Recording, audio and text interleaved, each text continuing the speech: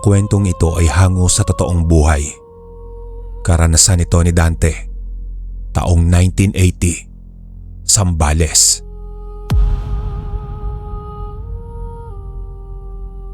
12 anyos pa lamang ako nang mangyari ang hindi ko malilimutang karanasan sa baryo namin sa Zambales. Tahimik lang ang buhay noon, walang cellphone, walang internet. Tanging radyo lang ang pinagmumula ng balita. Kapag gabi naman ay kadalasang kandila o gasera ang gamit na pangilaw. At kapag sumapit ang 6:00 ng hapon, halos lahat ng bata ay nasa loob na ng bahay. Dahil sabi ng matatanda noon, masamang maglaro sa gabi dahil baka iba ang sumali. Lumaki ako sa isang baryong napapaligiran ng palayan at malalaking puno ng mangga at balete. Sa likod ng bahay namin ay may maliit na burol at punso, luntian at tila laging bagong tambakan lupa. Bata pa lang ako ay pinagbibilinan na akong huwag gagalawin iyon. Kung maaari ay huwag din lalapitan. Nang nabubuhay pa ang mga magulang ko ay ilag sila doon. Noon ay hindi ko alam kung bakit at takang-taka ako. Ngunit nang ako na mismo ang nakaranas ay tsaka ko naunawaan. Isang hapon, habang naglalaro kami ng kaibigan kong si Jun malapit sa punso, napansin kong may kakaibang amoy sa paligid. Amoy ng basang lupa, yung amoy kapag umuulan, yung amoy na parang kulob. Nagkatinginan kami ni Jun. Doon ko lang napansin na hindi lang pala ako ang nakakaamoy at siya rin. Nagtaka kami pareho. Ano yun? Naamoy mo ba yung naamoy ko? Parang nanggagaling doon sa bundok na yun, Dante. Ano ka ba yun? Wala yun. Natural amoy lupa kasi umulang kagabi. Pero iba ang amoy ng lupa ngayon. Hindi rin amoy ng hamog. Diba sabi nila, may nakatira dyan sa bundok na yan? Napakaduwag mo naman. Gusto mo, lapitan natin ano? Sigurado ka ba dyan? Tumango naman ako at sabay kaming tumayo upang lumapit doon. Kahit ramdam ko ang kaba ng mga oras na yon, ay pinilit ko maging matapang para magyabang kay Jun. Noong malapit na kami sa maliit na burol, na kung tawagin namin noon ni Jun ay bundok, bigla naman kaming sinitsitan ng aking kapatid na si Ate Lorna. Sabay kaming napasigaw ni Jun at takang-taka naman ang ate sa amin. Nang mapansin niya ang binabalak naming pagpunta ay binatukan niya kami at pinagalitan. Diba sinabi na nga ng inari na huwag tayong maglalaro dyan sa punso? Napakalawak naman ng laruan sa labas. Yan pa ang pinadidiskipahan ninyo. Alam niyo namang hindi yung pwedeng galawin. Gusto niyo bang manuno na dalawa ha? Punso lang naman po yun, Ate Lorna eh. Wala naman buhay yan. Hindi naman po yung gagalaw. Oo nga po, Ate Lorna. Tsaka titignan lang naman namin. Hindi naman namin po gagalawin. Kaya nga. Tsaka wala naman kaming nakikita ni Jun, oh. Nagtawanan lang kami ni Jun, habang ang Ate Lorna naman ay kinurot kami sa tagiliran dahil sa katigasan ng ulo namin. Napalingon ako sa punso na sinasabi ni ate at napailing. Hindi ako naniniwala sa mga ganoon. Para sa akin, panakot lang iyon ng mga matatanda sa amin. Para kasi sa akin noon, gusto lamang nila kaming takutin upang hindi kami maglaro sa labas. Kinabukasan ay bumalik kaming dalawa ni Jun sa punso. May dala akong patpat at balak kong sundutin ang lupa o magukay, ngunit may iba kaming naisip ni Jun. Subukan kaya nating tusukin ang punso na yun. Tignan natin kung may lalabas na duwende, Jun.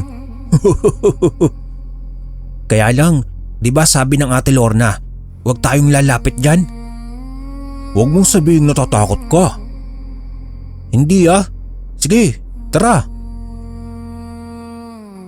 Sabay nga kaming lumapit ni Jun sa may punso. Nagtutulakan pa kami kung sino ang tutusok ng patpat. Ngunit sa huli ay ako ang gumawa. Nang wala namang kakaibang nangyari ay patuloy ko pa rin tinusok ang punso. Nagtatawanan pa kami ni Jun nang may bigla kaming narinig na mahinang ungol. Tila dumaing ito. Malalim ang mga boses at nakakapanindig balahibo. Nabitawan ko ang patpat na hawak ko habang nanlalaki ang mga mata kong nakatingin kay Jun. Sunod naming narinig ang tila matinis na sigaw. Hindi namin malaman kung saan nanggagaling. Tila galit na galit ito. Hanggang sa napatakip na lamang kami sa aming mga tainga habang nag-uunahan kami nito sa pagtakbo. Nadapa pa ako dahil sa takot ngunit mabilis ding nakatayo. Pag-uwi ay biglang sumakit ang aking ulo. Para itong binibiyak kaya minabuti kong magpahinga. Ngunit kinagabihan ay nilagnat naman ako. Sobrang taas ng lagnat ko at para na akong kinukumbulsyon. Ang ate Lorna ay hindi na alam kung anong gamot ang ipapainom sa akin. Hanggang sa ang natatandaan ko na lang ay nanginginig na ako at para akong nananaginip na may matandang lalaki na nakatitig sa akin. Kulubot ang balat nito. Matanda na rin ngunit pula ang mga mata.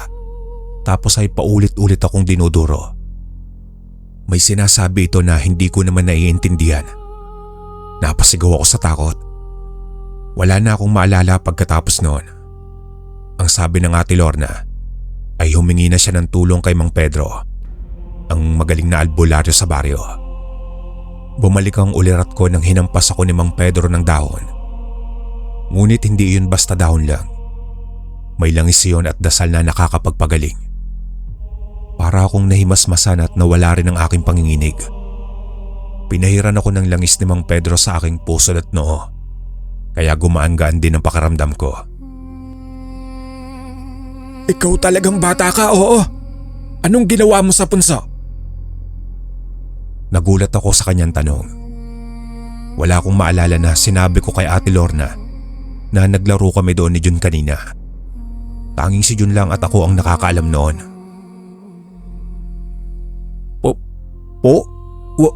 Wala po, Mang Pedro. Huwag ka nang magsinungaling pa, Dante. Alam kong may ginawa ka. May nasaktan ka kaya ka nagkakaganyan ngayon.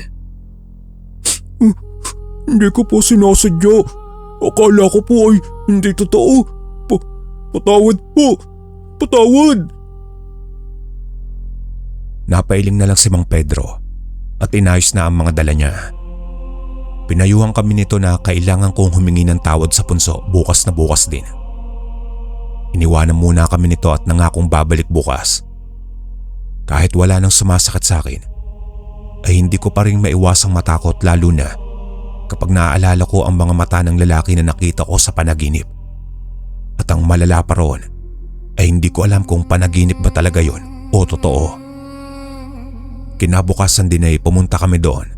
Kasama rin si Jun at ate Lorna tapos si Mang Pedro. Nakakapagtaka nga dahil si Jun ay hindi naman nilagnat kagabi. Ang sabi ni Mang Pedro ay dahil ako ang sumundot ng bahay ng nuno kaya ako ang pinaparusahan nito. Kahit nanghihina ang katawan ay pinilit ako ni Mang Pedro na lumuhod malapit sa may punso. Yumuko ito at tila nag-uusal ng dasal. Nandito na po kami. Gusto pong humingi ng tawad ng mga bata. Patawarin niyo na po sana sila sapagkat wala pa silang kamuwang-muwang. Dante at John, magmano kayo sa lupa. Sabay kami ni Jun na idinikit ang mga noo namin sa lupa. Ilang beses din namin iyong inulit habang humihingi ng paumanhin dito. Pasensya na po talaga. Pasensya na po. Patawarin niyo po ako pakiusap. Patawad po. Hindi na po namin uulitin ni Dante. Hanggang sa biglang umihip ang napakalakas na hangin. Sumayaw ang mga puno at mga dahon sa paligid. Napasigaw si Jun habang ako ay nanginginig sa takot. Tapos ay naramdaman ko ang mabilis na pagdampi ng malamig na kamay sa aking batok. May kapalit. May gusto silang kapalit. Anong kapalit po, Mang Pedro? Kukunin po ba nila ako? Naku po, wag po nila akong kunin. Si Dante lang naman po yung sumundot eh. Hindi. Hindi nila kayo balak kunin. Mag-aalay lang tayo. Kailangan natin mag-alay kapalit ng mga nasira nyo sa tahanan nila. Inantay namin ang takip silim at doon ay sinimulan namin ang pag-aalay. Nagkatay kami ng isang manok at isinabit ito upang pumatak ang dugo malapit sa punso. Naglagay din kami ng itlog, kanin at asin sa tabi ng punso. Nagsindi rin kami ng 3 itim na kandila doon. Pinakinggan lang namin si Mang Pedro habang nagdadasal at ako naman ay taimtim na nagdasal at humingi ng tawad. Habang nakapikit ako ay may narinig akong mga yabag. Malita at mabigat ito sa pakiramdam. Paulit-ulit yon. Para itong umiikot sa amin. Hindi ko maibukas ang aking mga mata sa takot na may iba akong makita. Maigpit lang akong nakakapit sa aking ate. Nang biglang may malakas na kalabog sa harapan namin na naapatili ang ate dahil sa gulat. Nang magmulat ako ng mga mata, ay nakita kong nahulog ang manok na isinabit namin. Tumingin ako kay Mang Pedro, ngunit parang wala lang dito ang mga nangyari. Natigilan ako nang may anino akong nakita sa gitna ng dilim. Para itong sumasayaw. Maliit ito. Parang batang pandak na may baston. Para akong kinakawayan nito at inaayang sumama sa kanila. Pinilit ko namang iiwas ang aking tingin. Ngunit para akong nahihipnotismo nito. Hindi ko matanggal ang tingin ko rito hanggang sa nagsalita si Mang Pedro. Ayos na mga iyo. Hindi na sila babalik pa. Napatawad na nila kayo. Sigurado ka po ba, Mang Pedro? Oo naman, Dante. Muli kang magpasalamat sa kanila at mangako na hindi ka na muling gagawa ng dahilan upang masaktan ang tahanan nila. Agad naman ay muli akong lumod sa punso. Tapos ay paulit-ulit na nagpasalamat. Ang anino na aking nakita ay unti-unti na rin naglaho. Pagbalik namin sa bahay ay bumuti na ang aking pakiramdam. Nawala na rin ang lagnat ko ng sumunod na araw. Isang araw ay nakasalubong ko si Mang Pedro. Nagmano ako rito at kinamusta naman ako. Baka naman ikaw ay naglalaro pa rin doon sa may punso ha, Dante? Naku, hindi na po ako lumalapit doon. Kahit tumingin nga po ay hindi ko na magawa. Mabuti naman. Kaya ikaw iho, tandaan mo. Hindi lahat ng nakikita ay tao at hindi lahat ng hindi nakikita ay wala lang. Lumipas ang maraming taon. Ngunit hindi ko makakalimutan ang gabing iyon. Ang punso ay nanatili sa likod ng bahay namin hanggang sa kami ay lumipat. Wala nang naglakas loob na galawin iyon. Minsan bumalik ako sa baryo bilang binata. Wala na ang dating bahay namin. Pero naroon pa rin ang punso, mas malaki na. Tila mas luntiang kaysa dati.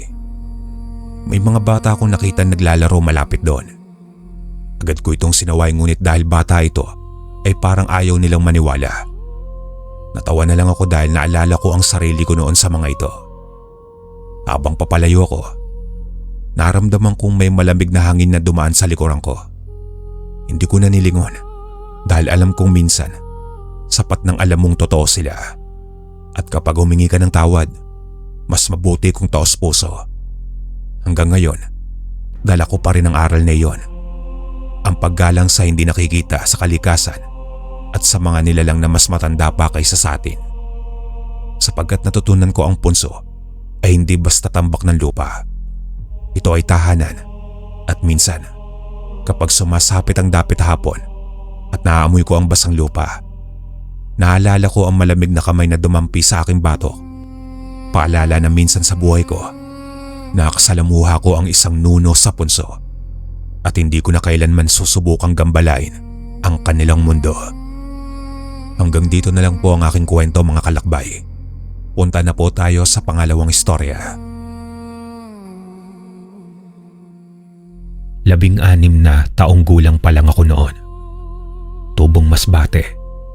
Sa maliit naming baryo, ako'y lumaki sa pangangalaga ng aking ama, si Tatay Ruben, at ng aking lolo na si Lolo Andoy.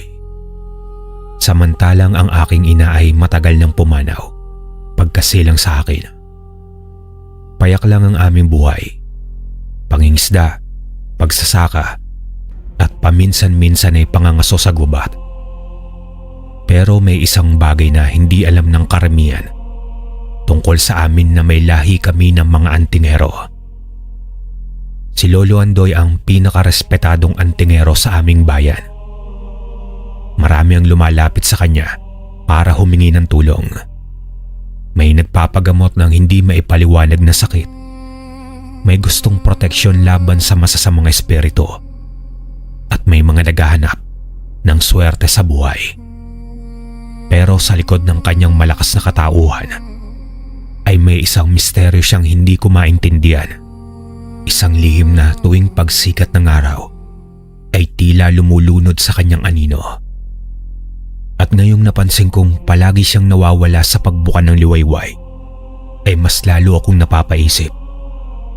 Ano nga ba ang tunay na katauhan ng aking lolo? At higit sa lahat, ano ang papel ko sa lahat ng ito? Mga katanungan na naglalaro sa aking isipan. At narito ako mga tagapakinig upang ilahad ang buong pangyayari sa buhay ko bilang isang antingero. Ako nga po pala si Kiko at ito ang aking kwento.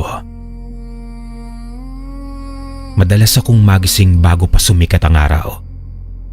Hindi ko alam kung bakit, pero parang may kung anong pumupukaw sa akin tuwing pagbuka ng liwayway. At sa tuwing dudungaw ako mula sa aming bintana, ay lagi kong napapansin wala si Lolo Andoy. Isang madaling araw ay hindi na ako nakatiis. Lumabas ako ng kwarto at tinungo ang silid ni Tatay Ruben, ang aking ama. Kumatok ako ng marahan. Itay, gising ka na po ba? Ano na naman bang kinakalampag mo dyan, Kiko? Ang aga-aga. Tay, napansin niyo po ba? Tuwing madaling araw nawawala si Lolo Andoy.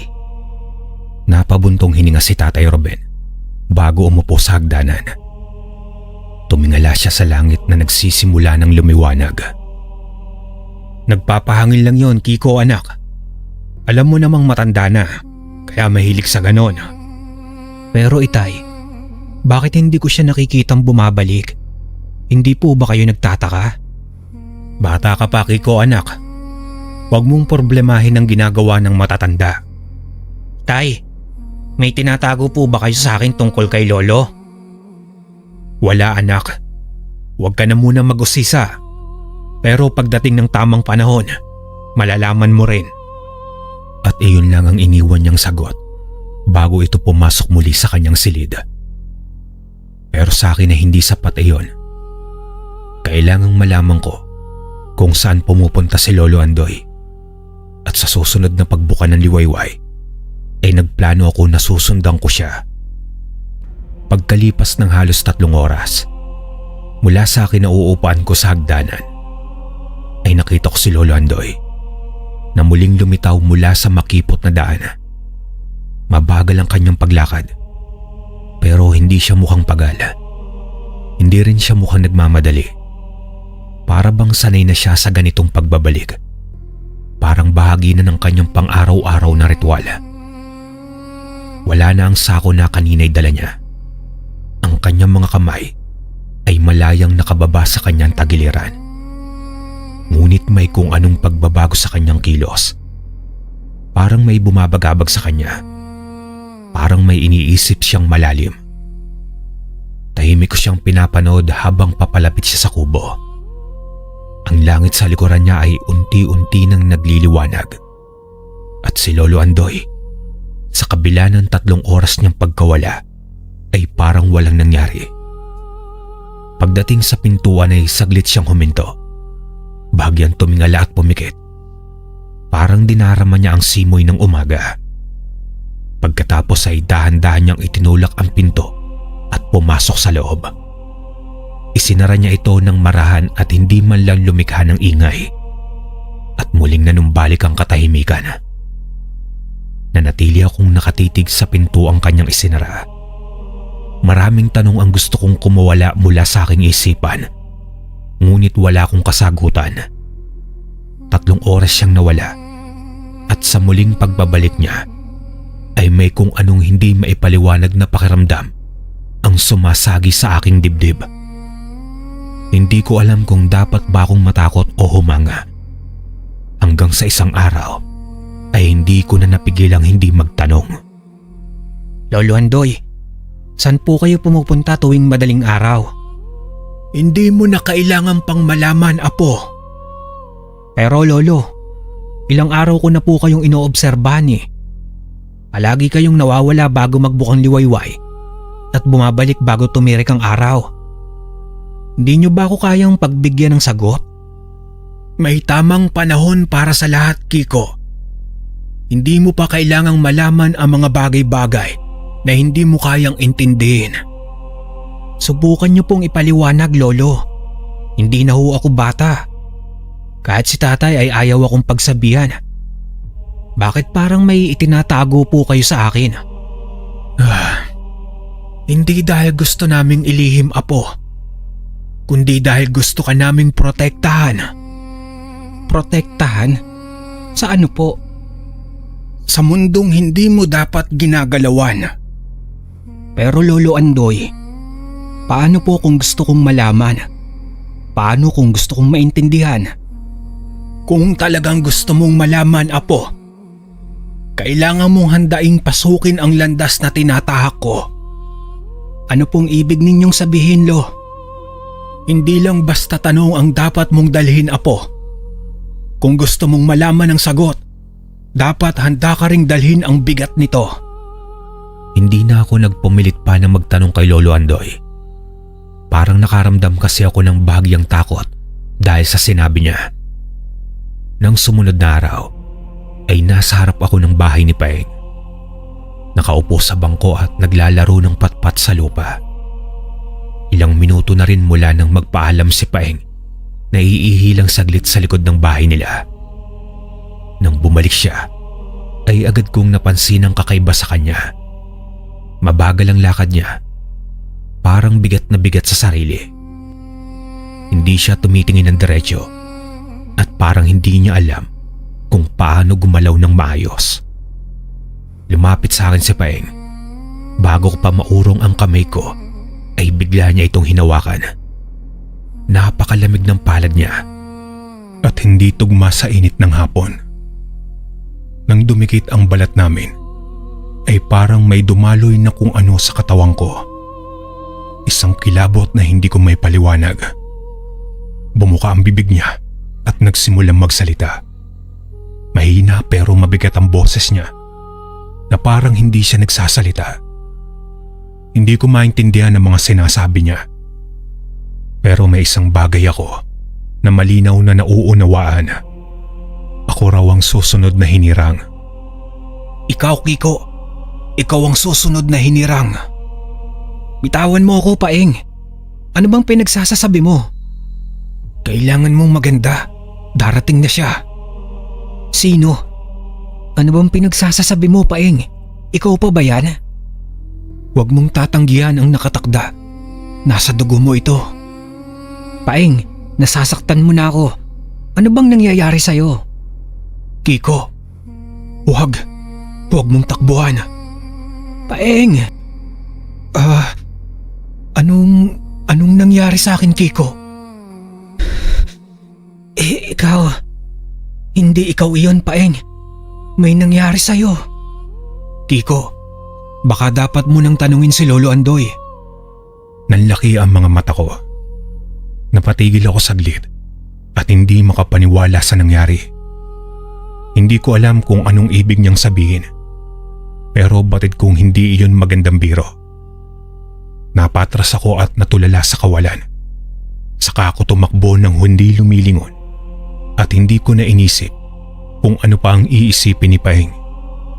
Ang tanging nasa isip ko lang ay makauwi sa amin. Habang tumatakbo ay parang lumalabo ang paligid. Nanginginig ang mga kamay ko at parang bumibigat ang hangin sa dibdib ko. Hanggang sa makarating ako sa kubo namin at hindi ko pa rin alam kung anong nangyari. Pero isa lang ang sigurado ko. Hindi na ito basta simpleng pangyayari. May kakaibang puwersang gumagalaw sa paligid. At ngayon, Naging malaking palaisipan ito sa akin. Pagka-uwi ko sa amin ay ramdam ko pa rin ang bigat sa dibdib ko. Nanginginig pa ang kamay ko habang hinihigpitan ang hawak sa aking salawal at pilit na pinapakalma ang sarili. Pinili kong ilihim ang nangyari sa bahay nila Paing. Kahit gustong gusto kong tanungin si Lolo Andoy, kahit parang sasabog ang puso ko sa kaba at pagkalito, ay mas pinili kong manahimik. Ayokong mapahiya. Ayaw kong mapagtawanan kung sakaling sabihin nilang guni-guni ko lang ang lahat. Sa pagkainan ay tahimik akong nakisalo sa hapunan.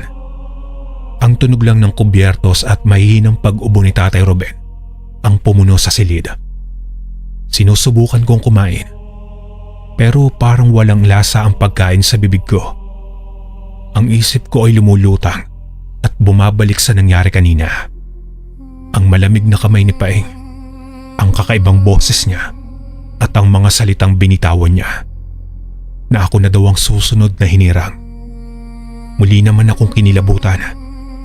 Itinuon ko ang paningin sa kanin at sa aking plato. Tapos pilit na itinataboy ang kung anumang takot ang bumabalot sa akin. Sa gilid ng mga mata ko ay napansin ko na nakatingin sa akin si Lolo Andoy. Hindi siya nagsalita pero alam kong may napansin siya. Parang binabasa niya ako. Parang alam niyang may bumabagabag sa akin. Napakuyom ako ng kamao sa ilalim ng mesa. Hindi ko ito itatanong. Hindi ngayon. Nilunok ko ang kinakain ko at tahimik na nagpatuloy sa hapunan. Pilit na itinatago ang lumolobong kaba sa aking dibdib. Kiko, apo, anong iniisip mo? Tahimik ka yata ngayon. Wala po, Lolo Andoy. Pagod lang siguro sa paglalakad kanina. Sigurado ka ba, anak? Parang ang lalim ng iniisip mo eh. Opo, Tatay Ruben. Wala naman po talaga. Parang hindi naman, apo. Ano bang totoo, Kiko? Parang may bumabagabag sa'yo. Sabihin mo kung may problema. Wala po talaga, Itay. Lo, siguro gutom lang po ako kaya tahimik. Kung may gusto kang sabihin, huwag mong sarilihin, apo. Oo nga, anak. Tama ang Lolo Andoy mo. Basta't may bumabagabag sa'yo, sabihin mo lang sa amin. Opo, Itay. Opo, Lo. Nakakabahala ang katahimikan, Kiko. Hindi lahat ng bagay ay dapat itinatago.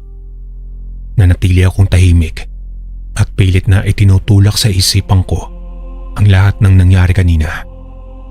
Pinagpatuloy ko ang pagkain kahit parang hindi bumababa sa lalamunan ko ang bawat subo. Sa gitna ng katahimikan ay biglang may narinig kaming yabag sa labas. Mabibigat ang hakbang at maya-maya pa'y bumukas ang pintuan ng kubo. Pumasok si Mang Lando, ang tatay ni Paing. Halatang pagod ito mula sa maghapong pagtatrabaho. May bagyang alikabok ang kanyang suot. Natataranta ito at bakas sa mukha ang takot.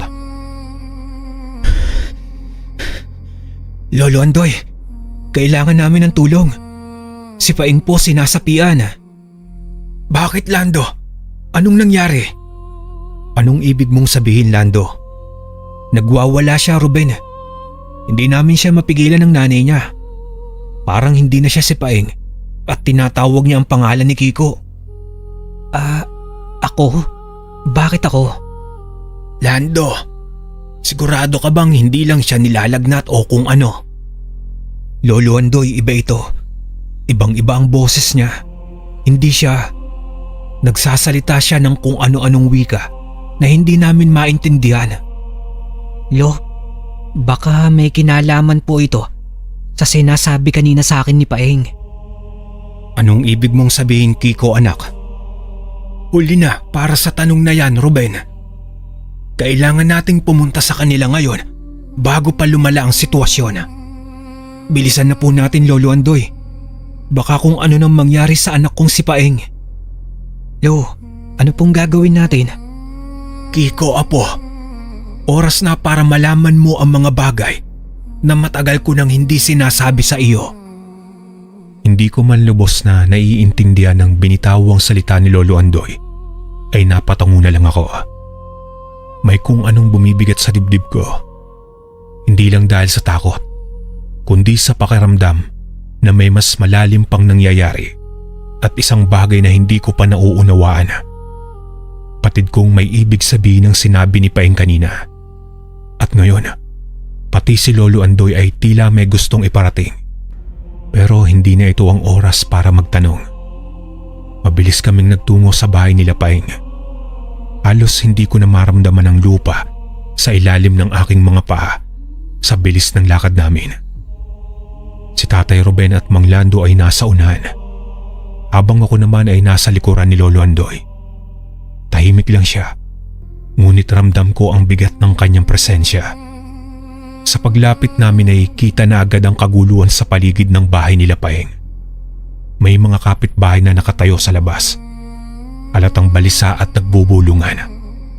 Mula sa loob ng bahay ay rinig ang malalakas na kalabog na parang may kung ano ang pilit na nagpupumiglas. Napalunok ako. Hindi ko alam kung handa akong makita si Paeng sa ganong kalagayan. Pero wala na akong magagawa. Narito na kami at alam kong may kailangang gawin. Kung ano man yun ay wala akong kaide-ideya. At nang makapasok na kami sa loob ng bahay nila Paeng, ay tila tatalsik ako sa sobrang nerbiyos at takot dahil sa kakaibang pagkatao na pinapakita ni Paeng. Hawak siya ni Mang Lando. Biglang lumingon si Paeng sa akin. Nanlilisik ang mga mata. Nanginginig ang katawan habang pinipigilan ng kanyang ama at ilang pang mga kapitbahay. Ikaw, Kiko. Paeng? Dudurugin kita, Kiko. Bakit mo ko hinayaang magkaganito? Kiko anak, huwag kang lumapit. Palayain mo ko sa sitwasyon ko ngayon, Kiko. Anong ibig mong sabihin, Paeng? Hindi ba't ikaw ang nahirang? Patunayan mo yan sa akin, Kiko. Lolo Andoy, ano po ito? Bakit ganito si Paeng? Kiko, apo, ito na ang simula. Lo, hindi ko po kayo maintindihan. Anong simula? Ano pong nangyayari? Hindi mo ko kayang iligtas. Hindi mo ko kayang labanan. Kiko, wala kang alam. Tama na, Paeng. Hindi kita maintindihan. Kiko, apo, oras na para malaman mo kung sino ka talaga at kung ano ang kakayahan mo. Malamig ang aking pakiramdam, pero mas lumamig ang pakiramdam ko nang maramdaman kong lumapit sa akin si Lolo Andoy. Hindi ko alam kung anong gagawin ko. Hindi ko rin alam kung may kakayahan akong tulungan si Paeng. Pero wala na akong ibang pagpipilian.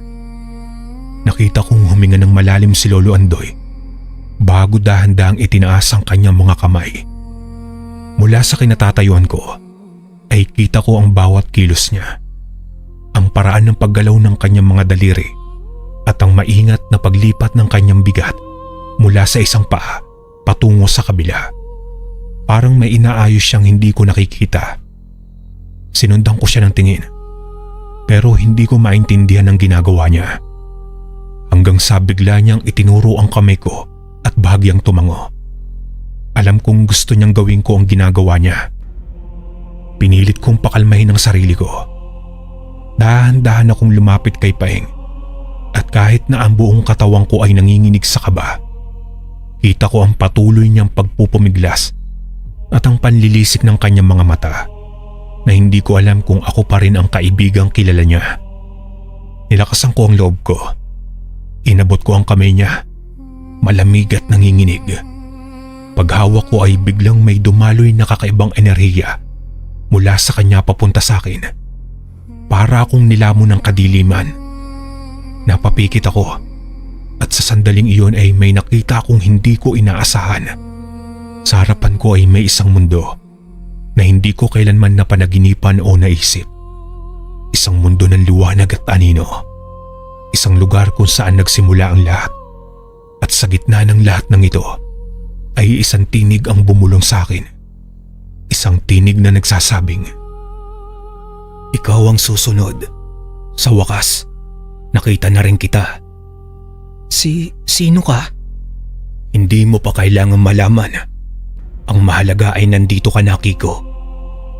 Pero anong ginawa mo kay Paeng? Bakit siya pa? Hindi siya ang mahalaga. Ikaw ang kailangan ko.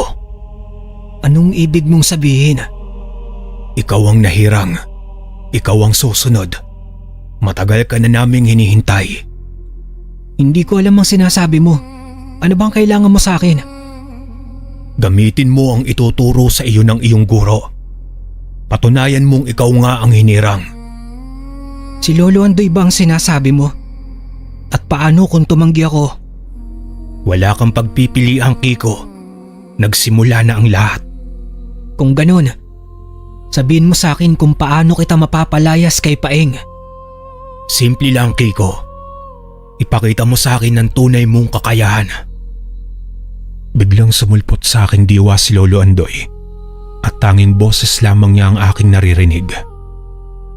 Tama na! Lolo Andoy, paanong…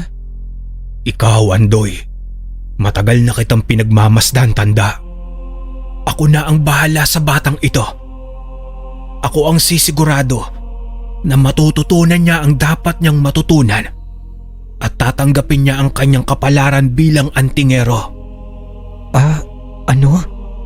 Lolo, anong ibig mong sabihin? Kung ganon, ipagkakatiwala ko siya sa iyo, tanda. Pero tandaan mo, hindi siya makakatakas sa tadhana niya. Alam ko at hindi ko hahayaang manatili siyang mangmang sa kapangyarihan taglay niya.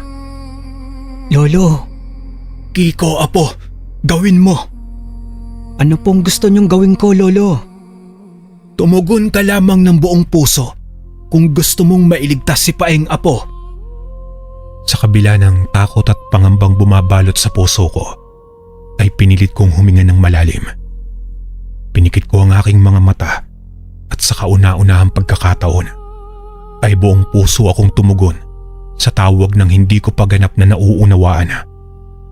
Sa isang iglap at sa isang pitik, biglang lumiwanag ang paligid.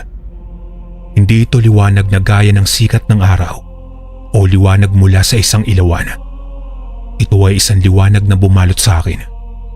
Mainit ngunit hindi nakakapaso. Maliwanag ngunit hindi nakakasilaw. Sa loob ng liwanag na ito ay nakita ko ang tunay na mundo. Sa unang pagkakataon ay nagising ang diwang matagal nang natutulog sa aking loob. Parang may bumukas na pinto sa isipan ko. At sa likod nito ay isang katotohanang hindi ko kailanman inakalang totoo. Nakita ko ang manipis na belo na naghihiwalay sa ating mundo at sa isa pang dimensyon. Ang mundo ng mga hindi nakikita. Sa loob ng ilang sandali ay nauunawaan ko. At nang bumalik ang lahat sa normal, ay nakita ko si Paeng. Hawak pa rin niya ang kanyang ama. Nanginginig ngunit hindi na nanlilisik ang kanyang mga mata. Wala ang nakakatakot na enerhiyang bumalot sa kanya. Naghahabol siya ng hininga at parang napagod sa isang matinding laban. Bumalik na siya at ako, batid kong hindi na ako kailanman magiging katulad ng dati. Nakauwi na kami ng kubo at doon ako kinausap ng masinsinan ni Lolo Andoy tungkol sa anting-anting na kailangan na niya na maipasa sa akin. May hawak siyang isang supot noon na tila mahalaga ang laman. Kiko, apo, dumating na ang takdang panahon.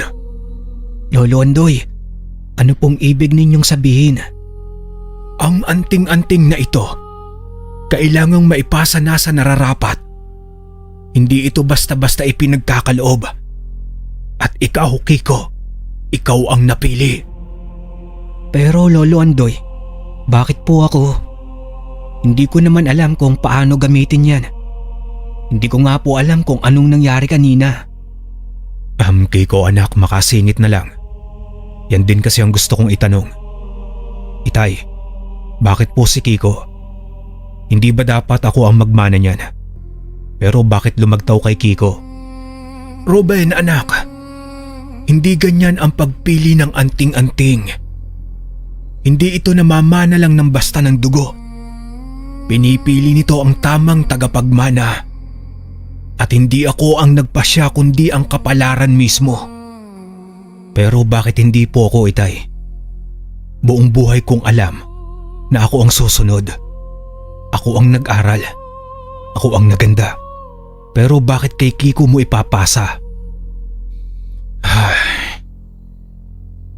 Hindi ito tungkol sa kung sino ang mas handa. Ito ay tungkol sa kung sino ang may kakayang tanggapin ang responsibilidad na dala nito. At nakita ko iyong kay Kiko, hindi sa iyo anak. Itay Ruben, hindi ko rin po ito ginusto.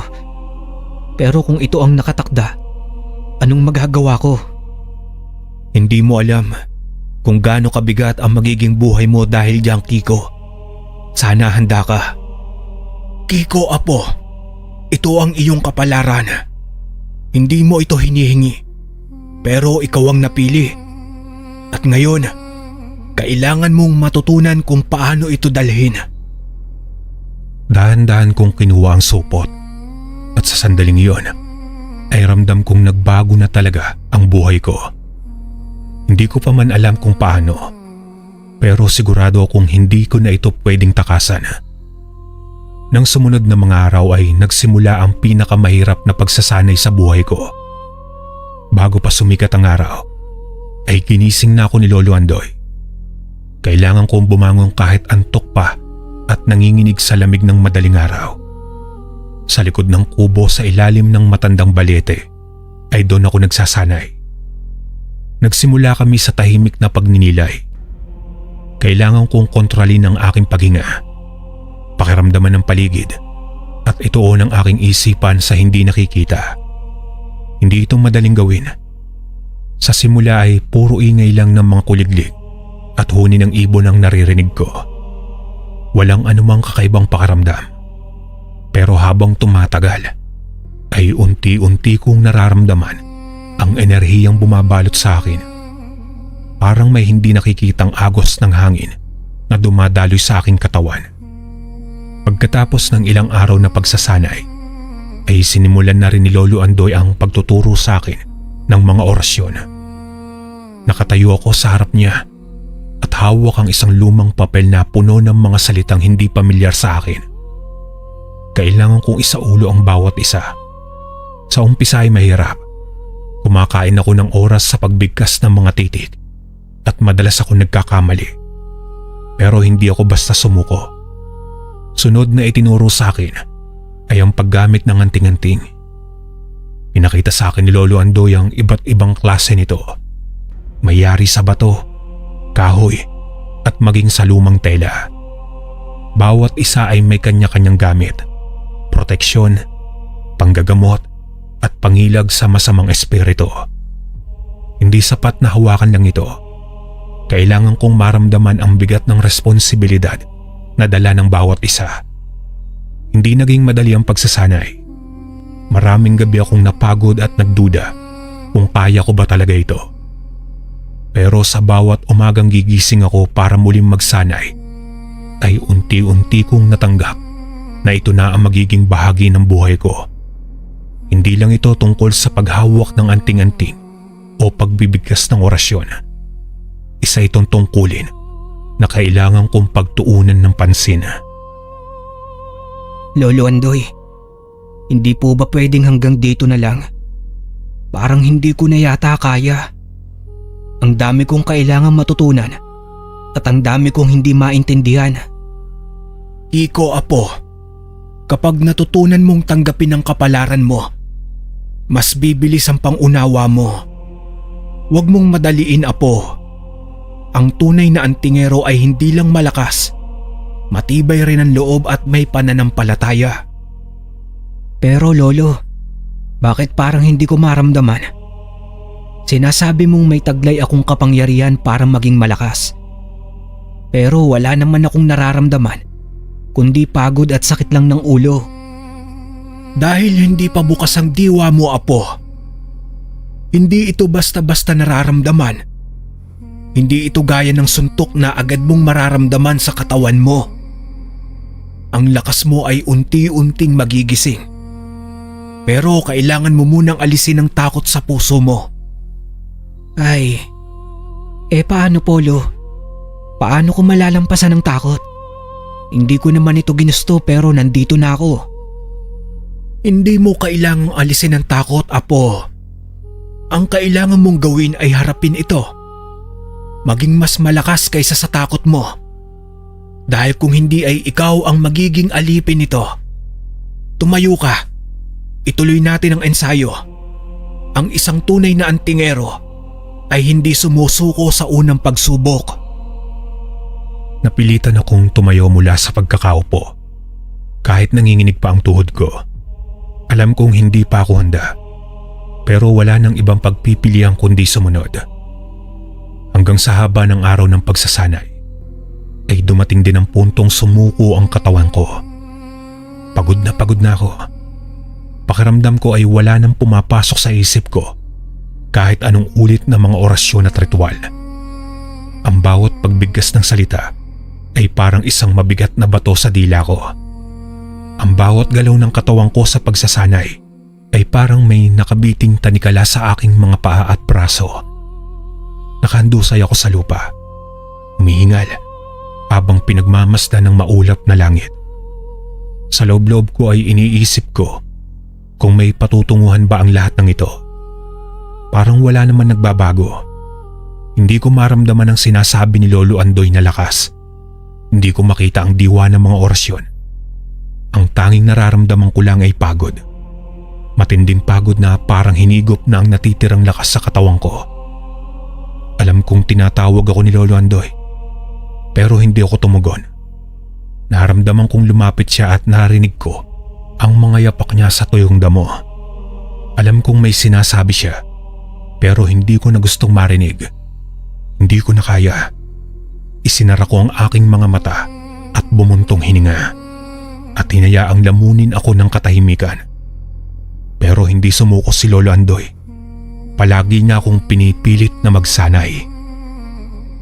Kiko, tama na ang pagpapahinga.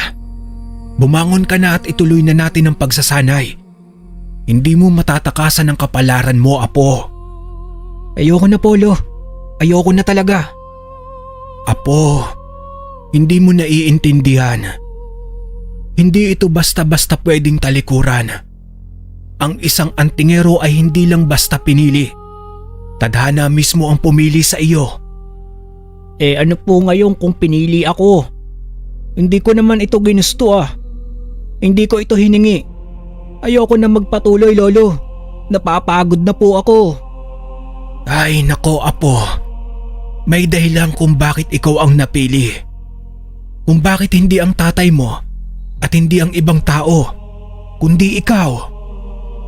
Hindi ko po alam kung anong dahilan na yan, Lolo. At hindi ko na gustong malaman. Lo, pagod na po ako. Wala naman akong nararamdaman. Wala akong nakikita. Walang epekto sa akin ang lahat ng yan. Kaya bakit ko pa ipagpapatuloy? Dahil darating ang araw, Kiko Apo, na kahit takasan mo ito ngayon, ay babalik at babalik ito sa iyo. At kapag dumating ang panahong iyon, baka wala na akong magawa para sa iyo. Hindi po ako naniniwala, Lolo. Kung gusto akong pilitin ng tadhana, ay hayaan niyang subukan ako. Pero buo na ang desisyon ko, Lo. Hindi ko na po ito itutuloy. Kiko anak, sigurado ka na ba sa desisyon mo? Baka naman pwede mong pag-isipan ulit. Napag-isipan ko na, Itay. Ayoko na. Wala nang makakapilit sa akin. Hindi na ako naghintay pa ng sagot. Alam kong tinatawag pa rin nila ako. Pero hindi ko na sila pinakinggan. Lumipas ang mga araw na hindi ko na muling binalikan ng pagsasanay. Pilit kong ibinalikan dati kong buhay. Tumulong sa bahay, nakipaglaro sa mga kaibigan, at iniiwasan ng kahit anong may kinalaman sa mga itinuro ni Lolo Andoy. At akala ko ay tapos na ang lahat. Pero isang gabi ay dumating ang hindi ko inaasahang mangyayari sa buhay namin. Si Itay ay tila nag-iba. Nagsimula ito nang mapansin kong madalas siyang tulala, na kahit anong tawag ko, minsan ay hindi siya agad tumutugon. Madalas siyang nakaupo sa labas ng bahay, nakatitig sa kawalan at para bang may hinihintay. Minsan naman ay naglalakad siya sa paligid ng kubo sa 10 oras ng gabi. Walang direksyon, na parang hinahatak ng kung anong puwersa. Noong una ay inakala naming pagod lang siya sa pagtatrabaho. Pero habang lumilipas ang mga araw, ay mas lalo siyang nagiging kakaiba. Hindi na siya madalas magsalita at bihira na rin siyang ngumiti. Kapag tinitignan ko siya sa mata, ay parang hindi na siya si tatay na nakilala ko. Hanggang sa isang gabi, habang tahimik kaming kumakain, ay bigla siyang tumayo. Walang sabi-sabi, na lumabas siya ng bahay at naglakad papunta sa may kakahuyan. Hindi ko alam kung bakit, pero biglang bumilis ang tibok ng puso ko. May kung anong bumubulong sa isip ko na may mali. May masamang nangyayari kay tatay. At doon ko naramdaman ang takot na matagal ko ng pilit tinatakasan. Nang sumunod na araw ay tuluyan na naglaho si tatay at hindi na umuuwi. Kiko, apo, kailangan na natin pag-usapan ito. Ilang araw nang hindi bumabalik ang tatay mo. Hindi ito basta pagkawala lang, apo. Lolo Andoy, ano pong ibig ninyong sabihin? May nangyari po kaya kay tatay? Alam niyo po ba kung nasaan siya? Ay, matagal mo nang gustong malaman, hindi ba? Kung bakit ako laging nawawala sa madaling araw.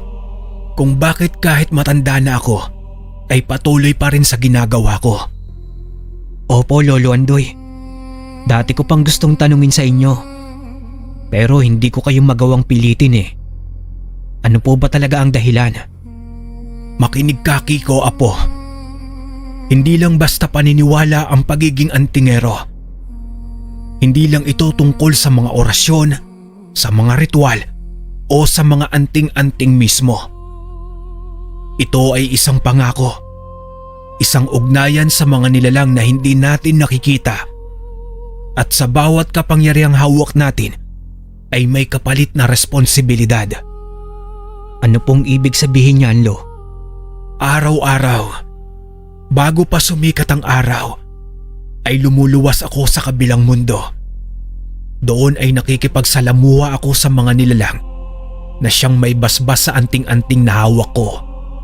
Hindi ito simpleng bagay, Kiko. Hindi natin ito basta pag-aari. Ibinibigay lang ito sa atin ng mga bantay ng kabilang daigdig at tungkulin nating protektahan ito. Kabilang mundo? Lo, ibig sabihin, may mga nilalang talaga kayong kinakausap? Oo, Kiko. At sila rin ang dahilan kung bakit hanggang ngayon ay buhay pa ako. Pero noong tinanggihan mo ang pagiging antingero, ay nagsara ang pinto nila sa akin. Hindi na nila ako tinatanggap. At mas masama pa, pinaramdam nila ang kanilang galit. Lolo Andoy, gusto niyo po bang sabihin na kaya nawala si tatay ay dahil sa kanila? Yan ang kinakatakutan ko, apo. May posibilidad na si tatay mo ang naging kapalit ng pagkawala ko sa kabilang mundo. At kung tama ang hinala ko, baka hindi lang basta nawala si tatay mo, baka may humila sa kanya. Paano po si tatay, Lolo Andoy? Ano pong gagawin natin? Ang tanong, Kiko, handa ka na bang tanggapin ang kapalaran mo? Dahil kung hindi, baka tuluyan na nating hindi mabawi ang tatay mo. Sa sandaling iyon ay nawala ang lahat ng alinlangan sa puso ko. Ang takot, ang pangamba, at ang matagal ko ng pagtatangkang tumakas sa kapalaran ko. Lahat ng iyon ay napalitan ng isang matibay na desisyon. Kailangan kong iligtas si tatay. Kung ang pagiging antingero ang tanging paraan upang maibalik siya, ay handa akong yakapin ang tadhana ko. Sa wakas ay naging malinaw na sa akin ang lahat ng sinabi ni Lolo Andoy. Kung bakit siya palaging nawawala sa madaling araw at kung bakit niya itinaya ang sarili niyang buhay para makisalamuha sa kabilang mundo. Hindi lang ito tungkol sa kapangyarihan o sa kakayahang protektahan ang sarili. Ito ay tungkol sa pagpapanatili ng balanse sa dalawang magkaibang mundo, ang sa atin at ang sa kanila. At nang gabing iyon mismo, ay walang pag-aalinlangan akong muling humarap sa pagsasanay. Muli akong bumalik sa ilalim ng gabay ni Lolo Andoy. Pero sa pagkakataong ito ay wala ng pagdadalawang isip. Iba na ang tingin ko sa bawat orasyon na itinuturo niya at sa bawat anting-anting na ipinapakilala niya sa akin. Hindi ko na lang ito basta inaaral. Sinusunod ko na ito ng buo kong puso at isipan.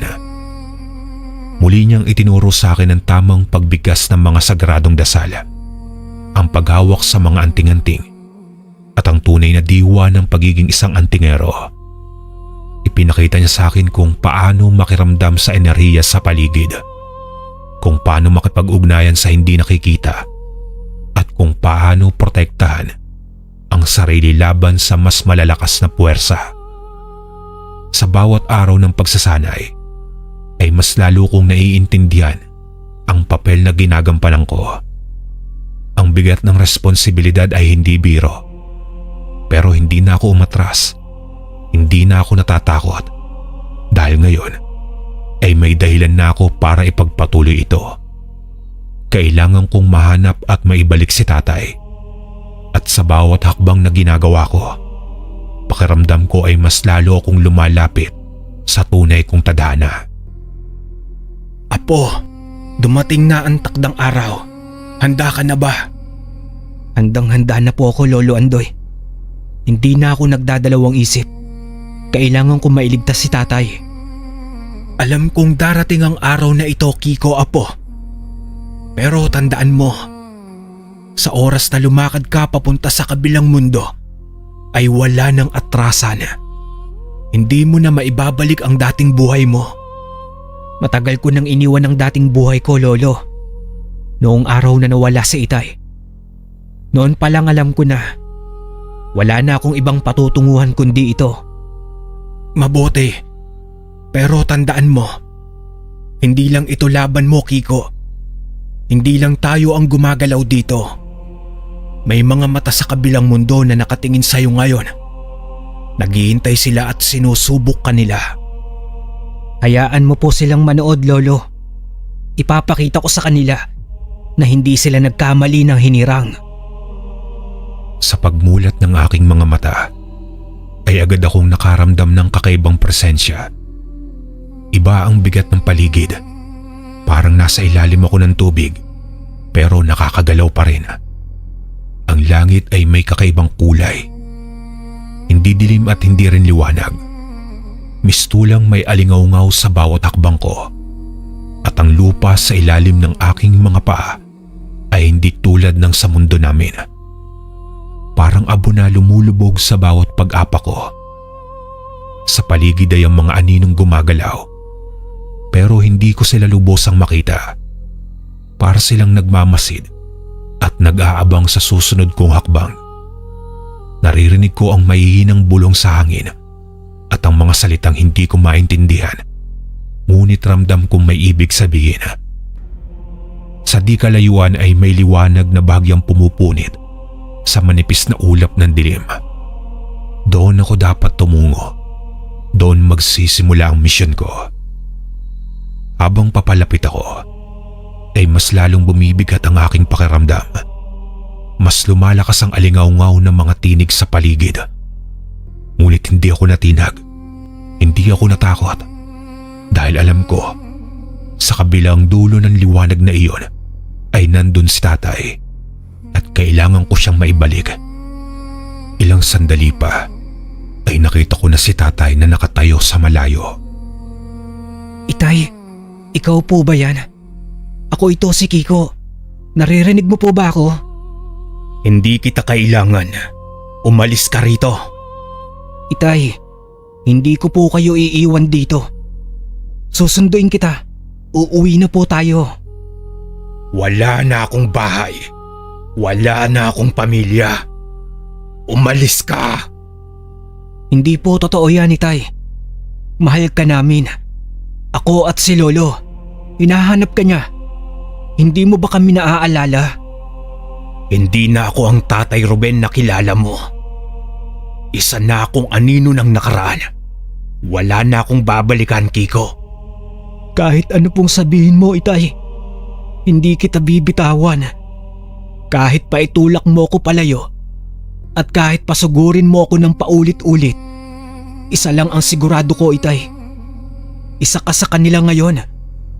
Pero hindi ibig sabihin nun ay isa ka na sa kanila habang buhay. Kung talagang wala ka nang babalikan, bakit may bahagi pa rin ng sarili mong lumalaban? Itay, sundan mo ang tinig mo. Hindi nila kaya kang kontrolin kung ikaw mismo ang lalaban. Umalis ka na, Kiko, bago pa mahuli ang lahat. Hindi po ako aalis, Itay, kahit paanong mangyari. Hanggang sa tuluyan ng nasuklaban si tatay ng masamang elementong hindi ko malamang kung ano. Nanginginig ang aking mga kamay habang pilit kong iniiwasan ang bawat hampas niya. Mas mabilis siya, mas malakas, at halatang wala na siyang alinlangan sa bawat galaw niya. Hindi ko siya malabanan ng buo dahil hindi ko kayang saktan siya. At kahit pa alam kong hindi na siya ang dating tatay na nakilala ko, mabilis naman siyang sumugod. At bago ko pa mapagtanto, ay isang malakas na dagok ang tumama sa aking dibdib. Napatras ako at halos mawala ng hininga. Ang sakit ay gumapang sa buong katawan ko. Ramdam ko ang hapdi ng bawat sugat na hindi ko alam kung saan nanggagaling. Napadapa ako sa malamig na lupa ng kabilang mundo. Nagtangka akong bumangon, pero nanginginig na ang aking mga tuhod. Nakita kong muli si tatay, ngunit hindi na siya ang tatay ko na umuuwi mula sa trabaho na may dalang tinapay para sa akin. Ang kanyang mata ay nagliliyab sa galit at ang kanyang katawan ay balot na ng kakaibang enerhiya. Muli siyang sumugod at wala na akong lakas upang umiwas. Tila pinanawan na ako ng enerhiya at dahan-dahan akong bumagsak sa lupa. Ang huling tanaw ko bago lumabo ang aking paningin ay ang malamig at walang habas na tingin ni tatay. Hanggang sa unti-unting lumulubog ang lahat sa kadiliman. Susuko na sana ako, pero narinig ko ang boses ni Lolo Andoy. Kiko, apo, huwag kang susuko. Alalahanin mo ang mga orasyon na itinuro ko sa'yo. Huwag mong kalimutan ang anting-anting na hawak mo. Yan ang magbibigay sa'yo ng lakas sa oras ng pangangailangan. Ang iyong puso ang magsisilbing gabay para sa laban na ito. Lolo Andoy, hindi ko na po kaya. Hindi ko kayang labanan si tatay. Natatakot akong masaktan siya. Ang takot ang nagpapahina sa iyo, Kiko. Ang tunay na lakas ay hindi nagmumula sa pisikal na puwersa, kundi sa iyong puso. Hindi masasaktan ang iyong tatay, sapagkat ang iyong pagnanais na mailigtas siya at maprotektahan ay ang magbibigay sa iyo ng lakas. Tandaan mo iyan, apo. Sa liwanag ng aking puso at sa lakas ng aking kaluluwa, ako'y nagtataglay ng kapangyarihan upang labanan ang dilim at ibalik ang liwanag. Sa pangalan ng mga sinaunang Diyos at sa tulong ng aking anting-anting, ay ilayo mo siya sa masamang puwersa. Huwag mong kalimutan, apo, na ang anting-anting na hawak mo ay sagrado. Hindi lamang ito simbolo ng kapangyarihan, kundi ng iyong pagnanasa na gawing tama ang lahat. Ang liwanag sa iyong puso ang maghahatid sa iyo sa tagumpay. Sa ngalan ng liwanag, sa pangalan ng pag-ibig at sa ngalan ng pamilya, ay itaboy mo ang masamang elemento. Pagpalain nawa ang kaluluwa ng aking itay. Ang liwanag na nagmula sa anting-anting ay lumaki at pumasok sa aking katawan. Tumindi ang enerhiya ko at sa isang iglap, ang kadiliman na bumabalot kay tatay ay nagsimulang maglaho. Si tatay na kanina'y nakasimangot at puno ng galit ay dahang-dahang nawala ang kasamang dilim. Nakita ko ang mga mata ni tatay ay muling nagningning ng kalmado at ang masamang puwersa ay nawala. Tumakbo ko patungo kay tatay at niyakap siya ng mahigpit. At habang magkayakap kami, ay may umalingaw-ngaw na tinig. Kiko, pinupuri ka ng ilaw at ng mga sinaunang espiritu. Matagumpay mong nalampasan ang iyong unang pagsubok bilang isang antingero. Isang hakbang na lang at mas magiging handa ka sa mga darating pang laban. Sino ka? Nasaan ka? Bakit naririnig ko ang tinig na ito? Ako ang iyong gabay, Kiko. Hindi mo ako makikita, ngunit naririnig mo ako. Ako ang magiging boses ng liwanag sa iyong paglalakbay. Huwag mong kalimutan, hindi ka nag-iisa. Paano ko malalaman kung tama ang ginagawa ko? At paano ko malalaman kung talagang handa na akong maging antingero? Ang pagiging antingero ay hindi isang mabilis na daan. Hindi laging maliwanag ang landas. Ngunit sa iyong puso at sa mga desisyon na iyong gagawin, makikita mo ang tamang daan. Lagi mong tatandaan, Kiko, ang tunay na lakas ay nasa iyong puso. Salamat aking gabay. Salamat sa pagtulong mo sa akin. Hindi ko alam kung paano ko harapin ang mga susunod na pagsubok. Ngunit sisikapin ko magpatuloy. Tandaan mo, Kiko, ang mga pagsubok ay hindi magtatapos. Ngunit ikaw ay handa na. Ang anting-anting na hawak mo at ang lakas ng iyong puso ang magiging gabay mo sa bawat laban. Ipinapangako ko na magpapatuloy ako at gagawin ko ang lahat para protektahan ang aking pamilya, ang mga mahal ko sa buhay at ang mga taong nangangailangan. Mahalaga ang iyong pangako, Kiko. Huwag mong kalimutan ang iyong misyon. Ang landas ng antingero ay hindi madali. Ngunit ang kapangyarihan ng liwanag ay laging nasa iyong panig. Huwag po kayong mag-alala. Tatahakin ko ang landas na ito at gagawin ko ang lahat ng aking makakaya. Sa mga huling salitang iyon, ang tinig ay nagsimulang humupa. Ngunit sa aking puso, nararamdaman ko ang isang bagong lakas. Handa na akong harapin ang mga darating na pagsubok at alagaan ang aking misyon bilang antingero. Nang mawala ang misteryosong tinig, ay bumaling ako kay tatay. Itay, pumikit po kayo. Ligtas na tayo. Anong nangyari, anak? Saan tayo pupunta? Magiging maayos din po tayo, Itay. Pumikit ka lang po. Pagmulat ng aming mga mata, ay ligtas na kaming nakabalik ng kubo. Itay, nandito na po tayo sa kubo. Ligtas na po tayo. Mabuti at nakabalik na kayo. Huwag kayong mag-alala, Kiko, apo. Alam kong darating ang araw na magagampanan mo ang iyong misyon. Kiko, anak, anong nangyari? Paano tayo nakarating dito? Itay, ang lahat ng ito ay bahagi ng ating misyon. Ligtas na tayo ngayon at magtulungan tayo magpatuloy. Wala nang dapat ipag-alala, Ruben. Ang gabay ng liwanag ay sumusuporta sa iyong anak. Kiko, anak, anuman ang nangyari, salamat sa pagtulong mo sa akin at salamat din po sa iyo, Itay. Walang anuman, anak. Ang pagiging antingero ay isang masalimuot na paglalakbay. Ngunit sa pag-unawa at tapang ay matututunan ninyo ang tunay na lakas. Sa sandaling iyon, habang nagsasalo-salo sa kubo, nagtaglay ng bagong liwanag ang kanilang daan.